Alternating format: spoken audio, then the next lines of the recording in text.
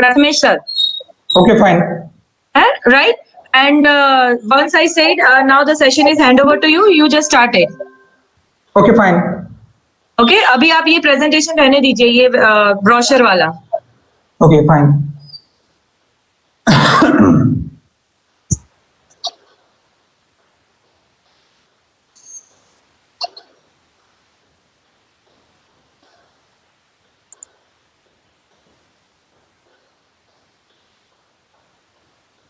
Madam, you can open our YouTube channel in your other window, so live chat will be there. Okay.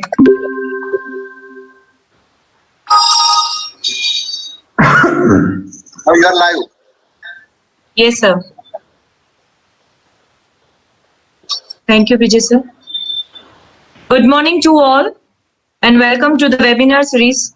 Myself, Prabha Modi, Head of Chemical Engineering Department, Parul Institute of Engineering and Technology, Diploma Studies, Parul University. Welcome you all to this webinar.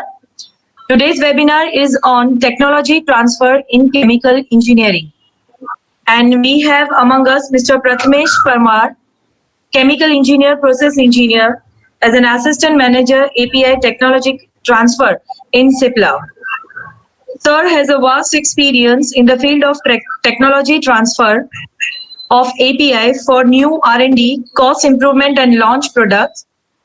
He's also experienced as associate scientist, where he has done understanding process chemistry, process safety, plant requirement, and he has contributed in new process development in all the phases from process engineering perspective, starting from feasibility analysis, design study, conducting lab experiments, and prototype development to pilot plant trails. Sir has also experience as a pilot plant engineer, where he has been indulged in scale-up activities of specialty chemicals for new and existing R&D projects, which is responsible for product transfer from pilot plant to outsourcing facilities. Sir has also been awarded with the Certificate of Excellence in successfully process develop and scale up of lubricating additives for Infinium International Limited. So we welcome you, sir. Prathamesh sir. Yes, good morning, madam. Thanks for introduction. Good morning. Yes, now we can go ahead with the session. Okay. So I'm handing over to you. Yes, thank you. Thanks. So, okay, I'm directly coming to my slide deck. Thanks for introduction. Yes, good morning all. Yeah, I'm going to start with my presentation. So it's all about a technology transfer, and I'm going to talk much on technology transfer in API. API is active pharmaceutical ingredients. So yeah, again, I would like to introduce myself. Yeah, myself Prathamesh. I did my master's from ICT Mumbai. In my current role, I'm working with CIPLA as an assistant manager in technology transfer. So yeah, I do have 4 to 5 years of experience in the field of process engineering and technology transfer. So that's it. That's from my side. Yeah, I'm going to start with my presentation now. Yeah. Its title slide itself said like it's a journey from lab to manufacturing. So technology transfer is nothing but taking your R&D process to the scale up. It's nothing but manufacturing. So this is the content which I'm going to discuss with you today, as like what is the technology transfer, what are the roles as a technology transfer engineer we have to perform, what is the process validation, types of process validations, scale up calculations, roles of pilot plant, and I've taken some mass transfer operations for like drying and your much more for your reference. And technology transfer generally happens in IT industry, for chemical industry, and a lot more. So today my topic of interest is you guys in a simple manner, if I want to say technology transfer is from a drug discovery to product development to the clinical trials to the full scale commercialization. In a simple manner, I would like to say it's a R&D develops one technology or R&D develops one process inside the lab, and that again technology transfer take it to the further level for pilot plant scale up, and again they support that technology to transfer it to the production. So all I'm going to discuss with you is about the API. API is you might be knowing generally. API generally goes for a medicine, and medicine has a vast role in our lives, daily lives. So coming to the next slide, this is technology transfer roles. What are the technology transfer roles? It's nothing but supporting manufacturing for process validation batches. We are responsible for exhibiting process validation batches and smooth product handover to the manufacturing. Well, at the same time, we will suggest some process modification and for cost effectiveness. It comes like active involvement into the process safety and hazard studies. Well, again, we'll carry out some troubleshooting during validation batches. It's like launch support for a new molecule, and again essential data generation at the pilot plant scale up. So it has a vast roles, but I tried to summarize in a simple points here. So coming to the next point, it's all about the process validation. As you can see, process validation is defined as collection and evaluation of data from the process design stage throughout the production stage, which establishes the scientific evidence that process is capable to consistently delivering the quality products. So process validation is a CGMP requirement. CGMP stands for Current Good Manufacturing Practices. So FDA, which is like Food and Drug Administrative for US, has some process validation guidelines, which is divided into 3 stages. You can go, you can see there is one. First stage is a process design, where you need to know what is the knowledge base, what are the in first page itself you need to understand what are the critical process parameters, what is a control strategy to control critical quality attributes. Second stage is a process qualification, where equipment, utility, facility, everything is getting qualified as per your process, and your process performance qualification also takes place into stage 2. Stage 3 is a continued process verification, where you can see you have to monitor the critical process parameters. And now I would like to discuss with you regarding critical process parameter and critical quality attributes. What are critical process parameters? These are input material attribute and output material attribute of a particular process or step, which must be controlled to achieve the desired purity and desired quality and process consistency. So for a typical chemical reaction or typical chemical process, these are some critical process parameters like time, temperature, solubility, pH, concentration. There are many are there, but then here I try to take you to well-known process parameters. And if you come to the critical quality attributes, these critical process parameters are responsible for controlling your purity, impurity profile, particle size distribution, stability, loss on drying, residual solvent, and microbial count. So these are some critical quality attributes. These output should be within acceptable quality limits. These are typical types of process validation, generally prospective, concurrent, retrospective, and revalidation. Widely used process validation type is a concurrent validation, where you have to monitor 3 production batches and you have to generate essential data. And the prospective validation is a pre-market validation, where you have to take a validation batches during product development stage. Revalidation is something when any process, if you are changing any process into a current manufacturing process, you have to revalidate it again by taking a 3 production validation batches. So scale up, as if you say what is scale up, here I tried to tell you in a pictorial format like how lab scale volume is going to transfer to the pilot scale volume to the production scale. Generally in a lab scale, synthesis is all about 1 gram to 100 gram, and lab scale volumes are 1 to 5 liter. And when you take it to the pilot pilot scale, that volume goes increasing 10 to 100 liter. And again, you can see again for a production scale, those are like 250 liter to 10 kl, and much more than there are like 20 kl, 30 kl also. But then I'm specifically talking about the pharmaceutical industry. So synthesis also goes from 1 gram to 100 gram, 1 kg to 10 kg and 100 kg. This is a typical process where you can see this is a typical flow chart where you can see there is a addition of starting material and excessive reagent with a solvent, and there is a reaction at 55 degree. There's workup at some 25 degree, and again there is a cool chill at 5 degree, and again filtration and drying. This is a typical master process guideline you receive from R&D.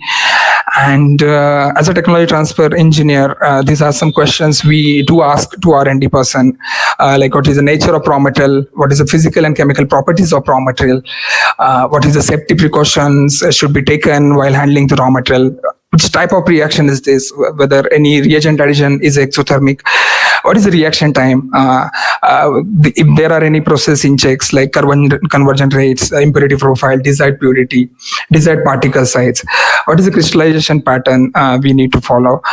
In fact, is there any influent generation during this process, filtration technique, which filtration technique has to be used, and what is the drying time. So this is a typical exercise. This is a typical checklist what chemical engineer or technology transfer engineer asks to process chemist.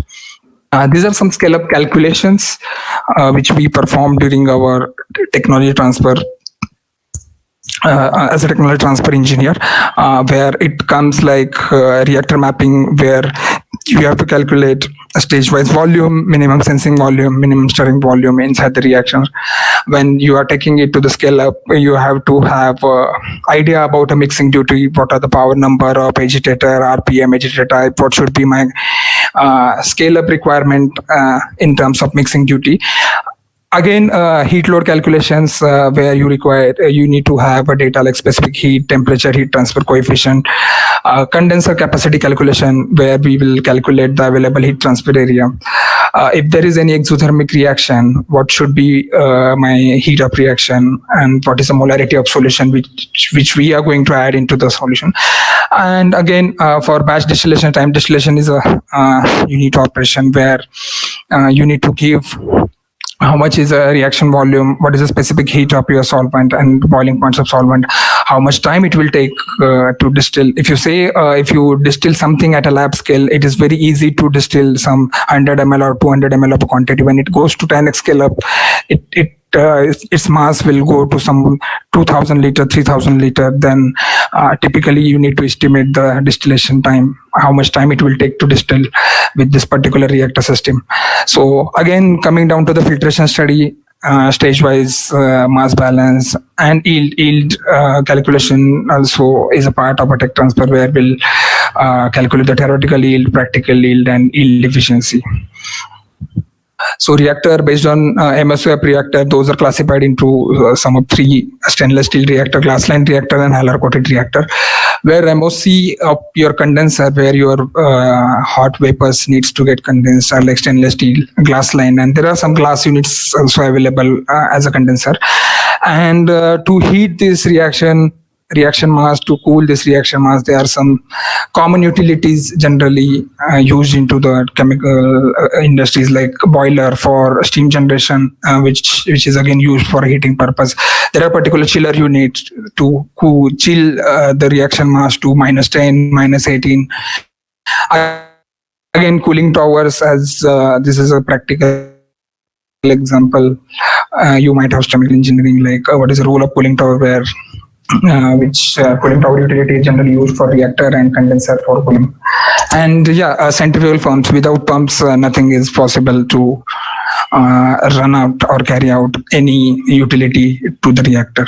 So I'm going to typical role of pilot plant, where the pilot plant, you can produce some raw materials, approximately 10 to 50 kg, to supply further development work. Demonstrate this pilot plant process to a scale-up person or to the production plant, where you need to generate essential data for scale-up. test the effects using commercial raw materials and solvents, where when you are performing any reaction at the lab scale, you will get some AR grade or lab grade material. Then in pilot plant, you will get a commercial material. Then you have to compare that results with scale up with pilot plant results. And in pilot plant, you can estimate some yields and effluent stream generation also. So these are some factors which affects during scale up. Like typical in scale up, your time scale, your raw material addition will get expanded as you have to handle bigger size of raw material. Your temperature control at lab scale, you can control temperature easily because you will utilize a normal RB, 2 liter, 1 liter RB, where your heat transfer is easy. But when it goes to the higher scale, your heat transfer and your surface to volume ratio increases, which again put you into trouble.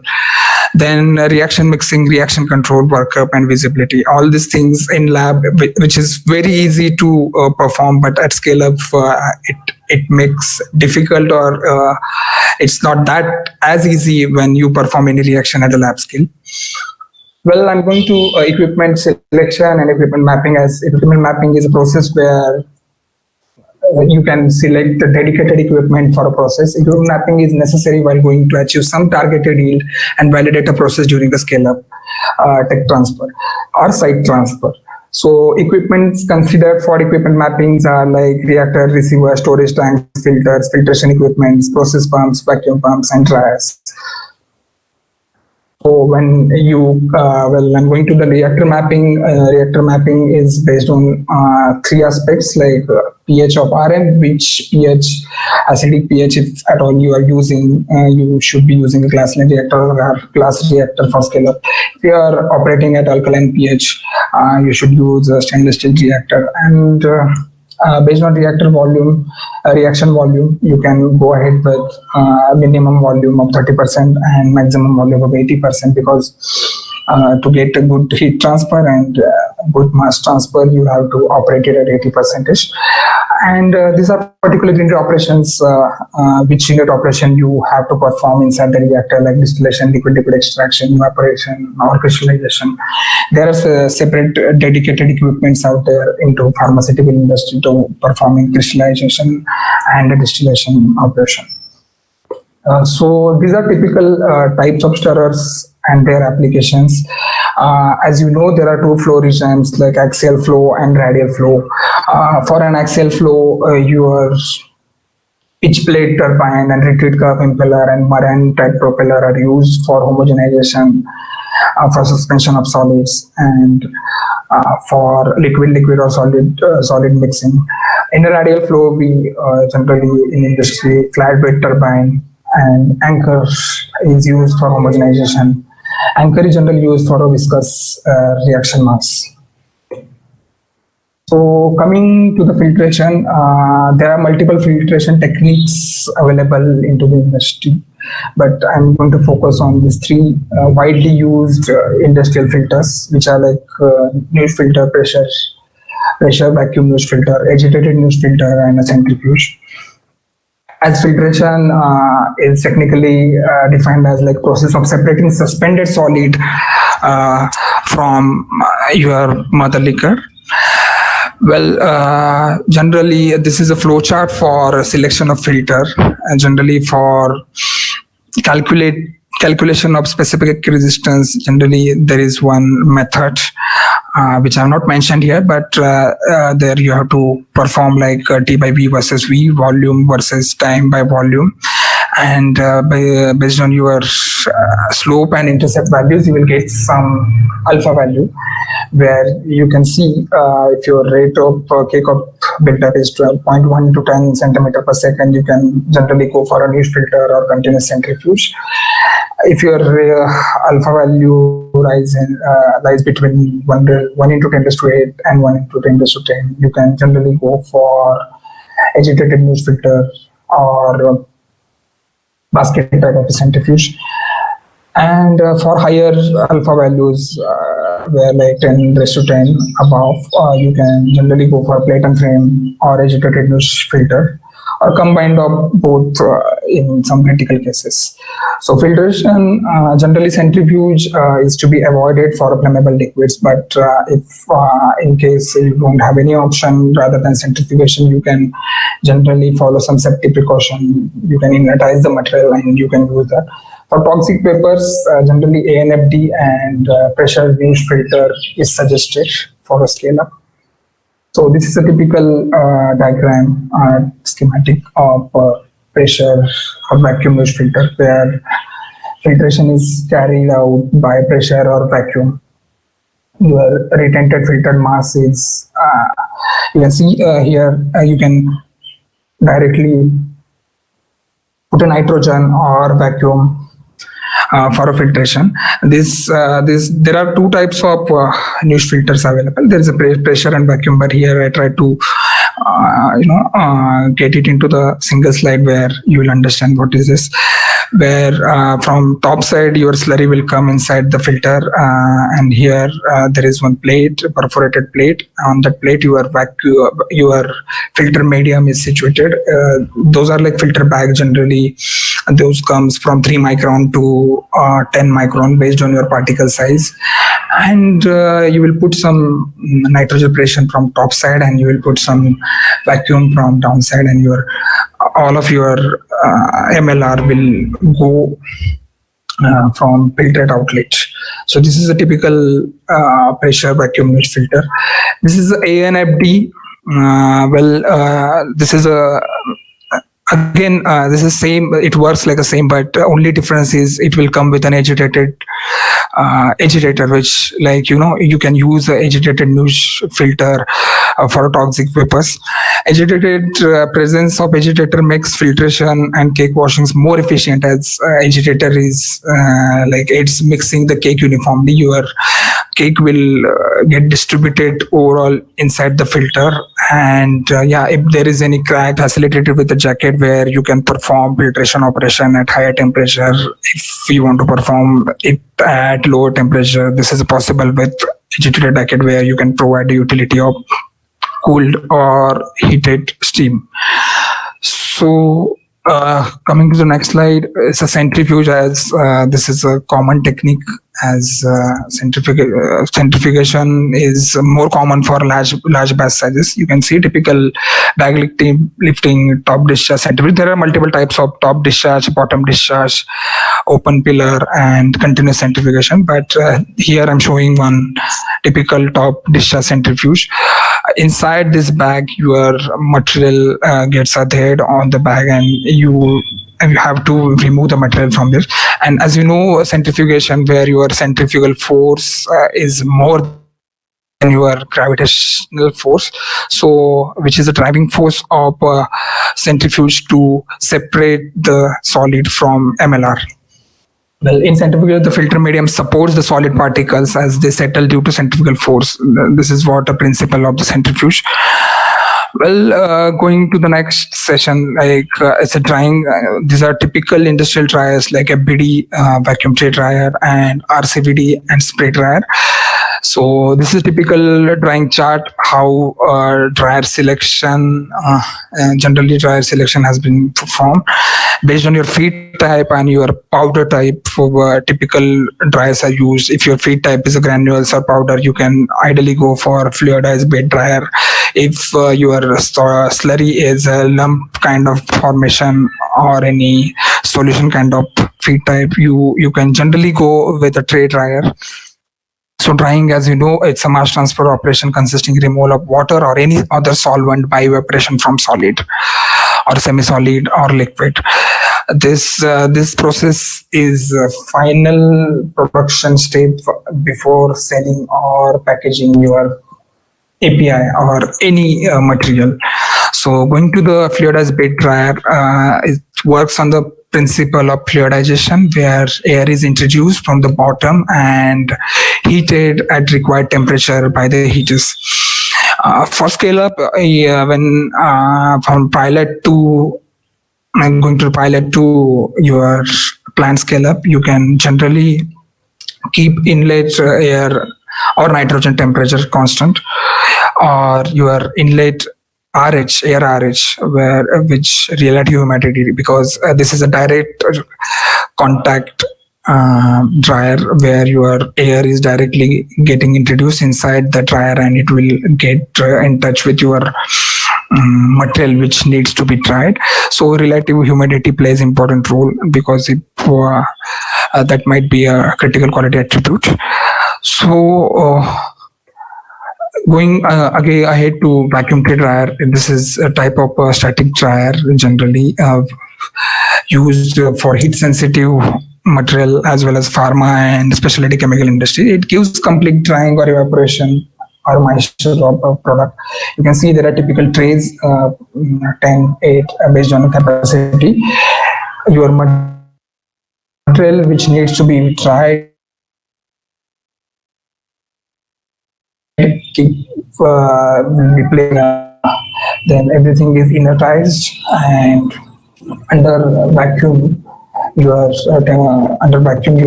evaporation takes place.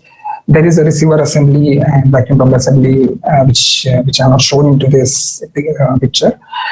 For scale up, you need to keep this utility inlet temperature constant, and vacuum which has been kept in your pilot batch. That vacuum, these both quantities needs to be keep constant at the scale up. Coming to the next dryer is like a Rotocon vacuum dryer. RCVD is again used for drying of the material which can be easily oxidized and volatile material should be declared. Well, if some material is a irritant, like chromatic kind of or poisonous in nature, this material generally used into RCVD for close handling of the material. In scale up, generally your utility inlet temperature, vacuum, RPM of the RCVD, and percentage occupancy from kilo to plant scale has to be keep constant. RCVD, you can see it's a cone-like structure. It has a impeller inside for mixing, and it will rotate at some 10 to 20 RPM, and its end unit is connected with the cyclone. If there is any chance, by any chance, your material goes out of your filter bag, it will get absorbed at your lab. It will get trapped, not precisely absorbed. And going to the last dryer, which is a spray dryer.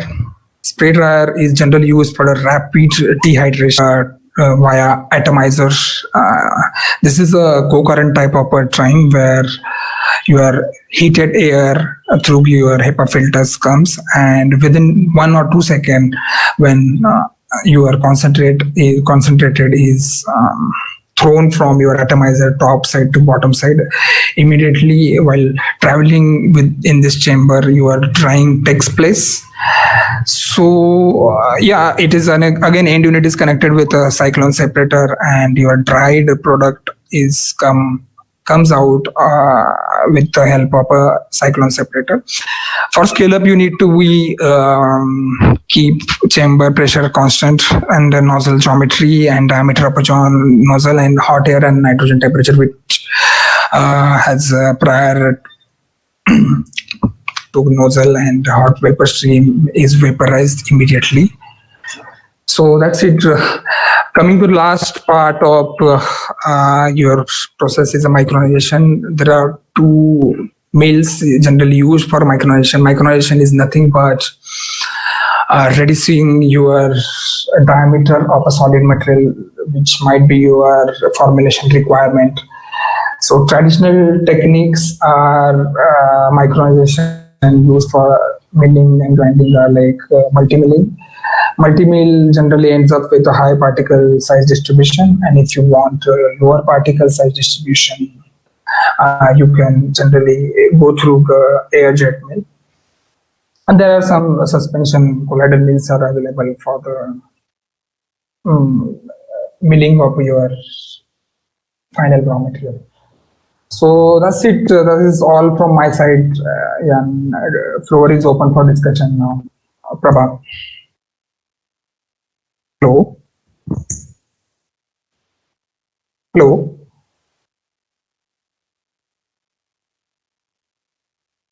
Hello. Yes, sir. Yeah. Yeah. Sir, there is one question. In the last, you have discussed micronization. Can you just brief out what exactly the micronization is in brief? Micronization, yeah, if there are like multi-meals available, multi-meals which comes with some typical mesh sizes where you have to micronize your material. Yeah, I do not have a diagram of a multi-mill out here, but okay. Generally, it comes, when your final crystallization takes place, your material will be of some 100 microns, 200 microns. If in order to micronize that material, there will be some equipments used as like multi-mill and air jet mill. Multi-mill is nothing but a kind of a bigger version of your normal mixer. There are some fins out there which will cut down your particle size, and there is a mesh available for that.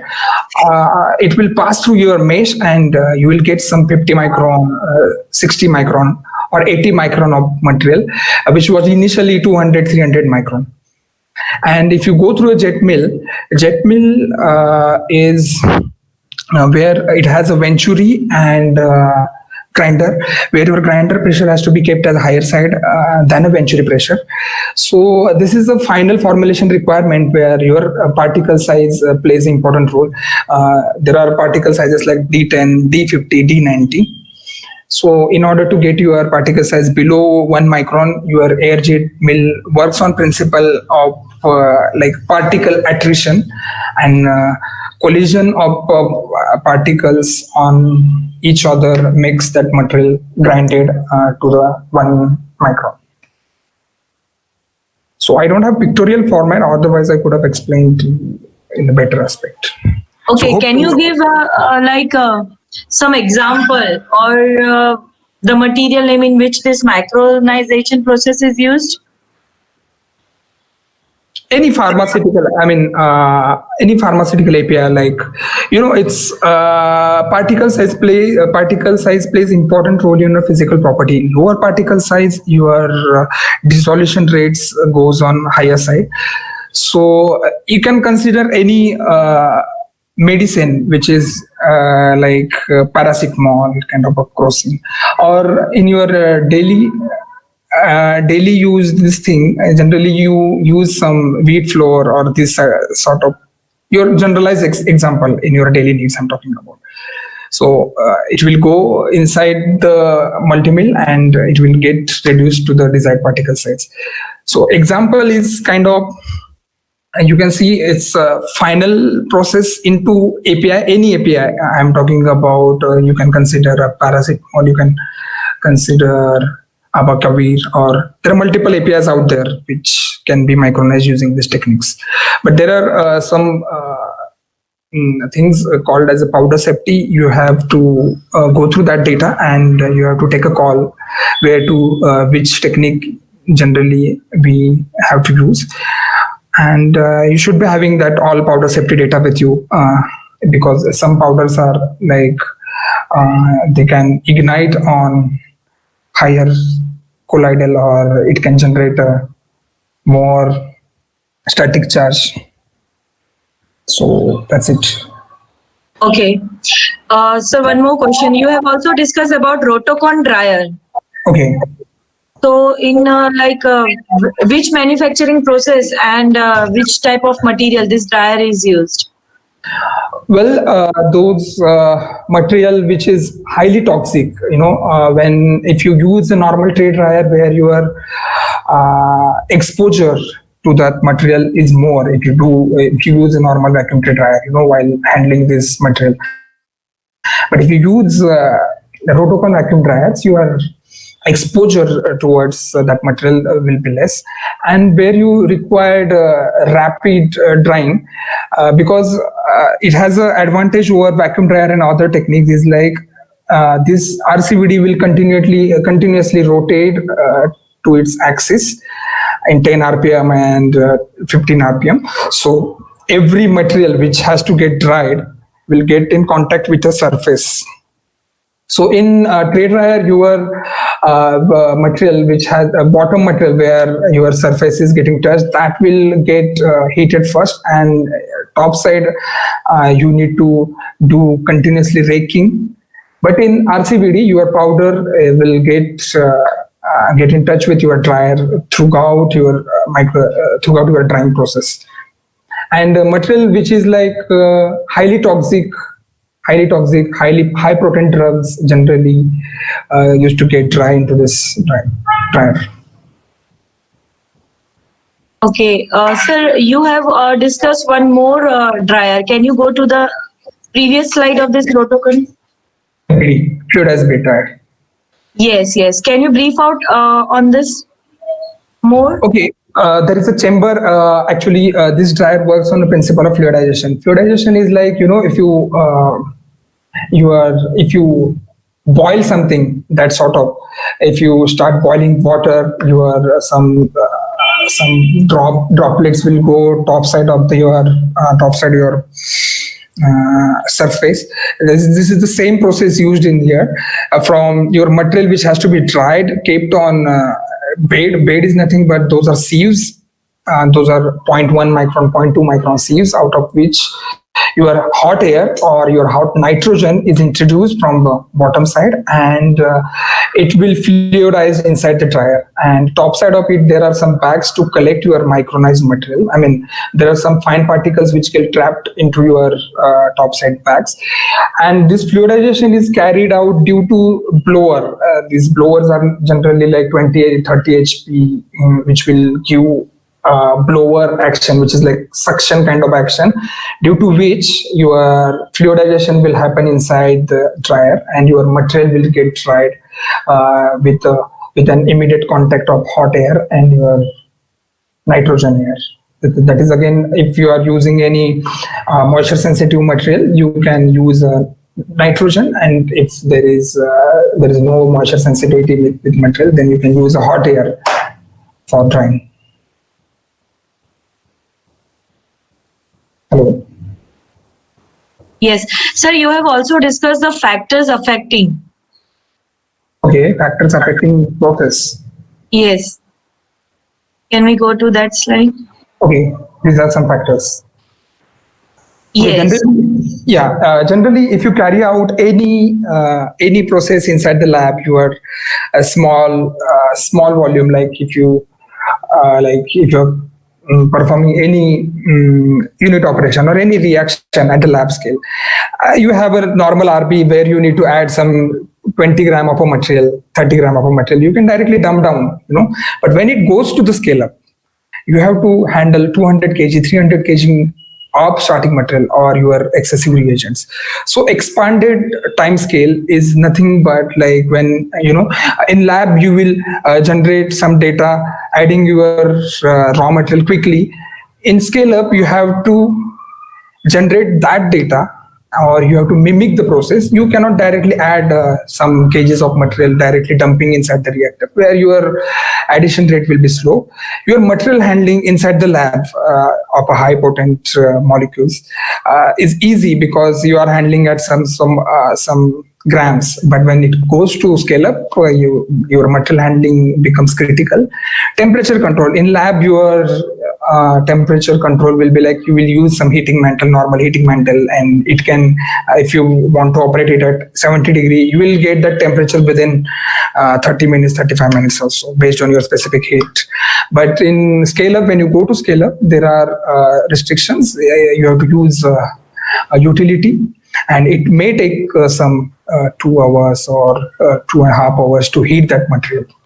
It's all about, again, depend on the heat exchange.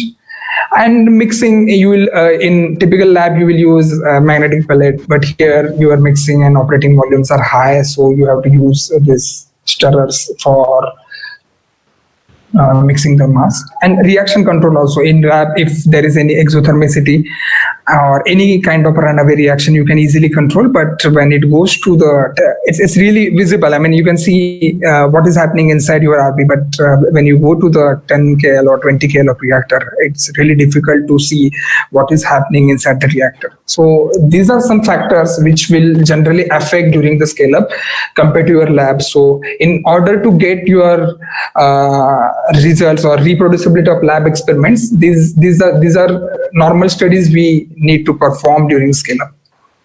Okay, sir, like you have just now said that expanded time scale. Okay. So when we go from small scale to pilot and pilot to scale up, Okay. what exactly is the difference? Yeah, in terms of volume, in terms of if your reaction is getting completed at lab, suppose it is getting completed at 5 hours or suppose 6 hours, it's not necessary it will get completed in a pilot scale and your scale up at 6 hours, 7 hours. It may take time, but yeah, you need to have some measure or you need to have some controls on that. These are some normal problems you will face during scale up,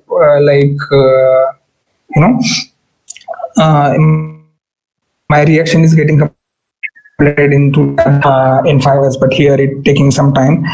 And in scale up, some impurities which are get generated, which you will not feel inside the lab because of expanded scale time, because of expanded heating. I would say if there is any instantaneous reaction, its rate constant is like 1 second per mole. So if you're using that reaction inside the lab, immediately you can dump everything inside RB and immediately your reaction will happen. But in scale up, you cannot dump everything at single shot, So some of starting material will not get consumed during scale up. If I'm specifically talking about instantaneous reaction. To scale up to, you can see here, your synthesis volume will make difference. Your production volumes will, to get the essential data from the process at 1 kg and 10 kg, and my scale up approach would be mimic pilot plant experiments at the scale up. So that's how. Sir, like in some reactions, if we are using like nitrogen gas, or if we have to maintain a particular environment, how do we come up with those in the scale up? What for nitrogen generation, like it will vary from 5 LPM to 200 LPM. In lab, generally in pilot, we will generate that data at what flow rate my inertization is happening. And that is again depend on your how much of nitrogen is required for the process.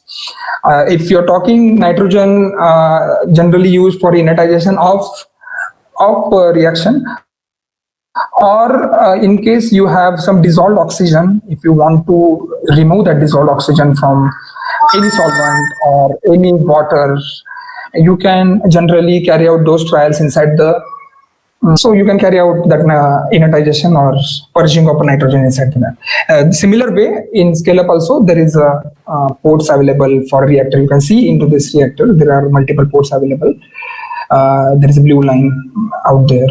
From there you can purge your nitrogen and you can vent it out through condensers. Okay. Sir, another question. Like if we want to maintain the temperature below 0 degree.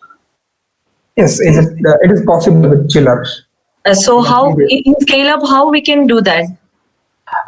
There is a typical brine chilling unit. It can go all the way up to minus 18 degree. So brine is nothing but a mixture of methanol and your water. And chiller will take care of that chilling up to 0 to down to the minus 18. So this is nothing but a utility where you can chill that mass. And the reactor, here you can see that there are 2 nozzles available. From downside you can chiller unit with a centrifugal pump, that utility will go via 50 TR, 60 TR, tons of refrigeration. So or if we want to, yes, if we want to go beyond this 18-20 degree, like more than that, then what kind of chiller is used? There is no chiller for this. You can ideally go with a liquid nitrogen. Liquid nitrogen. Okay. Yes, liquid nitrogen. Those can give you up to -50, -60, but consumptions are very high. I mean, liquid nitrogen consumption is very high, and that is costly. So generally, in pharmaceutical, your crystallization operation operates at 3 degree, -5 degree, not below that. Okay. Whatever I have seen, but definitely with liquid nitrogen utility, you can go to the -75 also. Liquid nitrogen can give you up to -95 inside the lab, but then at scale up, there are huge heat losses you can observe. So I have operated certain things at -50. Is there any process where liquid nitrogen is used still in the manufacturing process on scale up? There might be some processes, but yeah, I have not gone in my 5 years. I have not seen that, but there are processes. I mean, Linde, Praxair, these are some vendors. They will provide you this liquid nitrogen tank. Those will be like some KLs of tanks will be connected to your utility, and there are certain processes. Yes, in my previous organization, I had performed one crystallization operation at -55, but then I'm not taken it up to scale up. But at 1 liter scale, I have performed that operation using Hubers or liquid nitrogen. Okay. You have also discussed about scale up calculation. Okay. So in that, one student has asked the safe dosing time for exothermic reaction. Okay. So in that you have written heat of reaction and molarity of reaction. What exactly? Heat of reaction, generally this is a RC data, reaction calorimetric data. If there is exothermic reaction, as a thermal risk evaluation, we will perform that reaction calorimetry, where you will come to know what is the heat of reaction for that particular process, delta H. So that heat of reaction at small scale, you will come to know about the specific heat value also with RC study. So you'll come to know about heat of reaction. That heat of reaction directly you have to multiply with your scale up function, and your molarity of solution. Why I'm talking about how much, what is the molar solution you are using for addition. So it is generally like 0.1 normal, 0.2 normal solution if you're using, and if you are adding slowly to the reagent. So heat of reaction generally gets calculated. Accurate values you will get from your calorimetry. So that using that value and your heat transfer of reactor and your condenser capacity will calculate exothermic safe dosing time. Okay. You have also stated volume occupancy for reactor mapping. Okay. So what exactly is minimum sensing volume? Okay. Okay. In typical reactor, you are thermopocket. Now here I'm unable to see it. You can see here, right side, in pilot plant, there is a thermopocket available for a reactor. If you operate reaction at, suppose if this volume of this reactor is a 20 liter and your minimum sensing volume is 5 liter, suppose, where your thermopocket is touching inside the reactor, and it will show the temperature of the reaction mass. If you fail to consider that 5 liter, and if you are at all taking the occupancy of your reaction mass at 4 liter, then it's really difficult to understand what is happening inside the reactor. So it will not give you exact temperature. So minimum sensing volume is, I'm talking about thermopocket volume or thermovale volume, where it touches to your reaction mass. Okay. If it is not touching, it may go into some runaway scenario if it is exothermic reaction. You will not get data. You will not come to know what temperature it is happening. Reaction is happening. Okay. Okay. Thank you, sir. I have finished with all the questions. Okay. And it was a really very nice session and informative session for all of us. Okay. So thank you for sharing the valuable knowledge. And on behalf of Parul University, we thank you for coming on this webinar platform. Okay, thanks for providing me opportunity Yes, sir. Thank you, sir. to share my knowledge, and thanks again, Parul madam. Okay. Yeah. Thank you, sir. Thank you.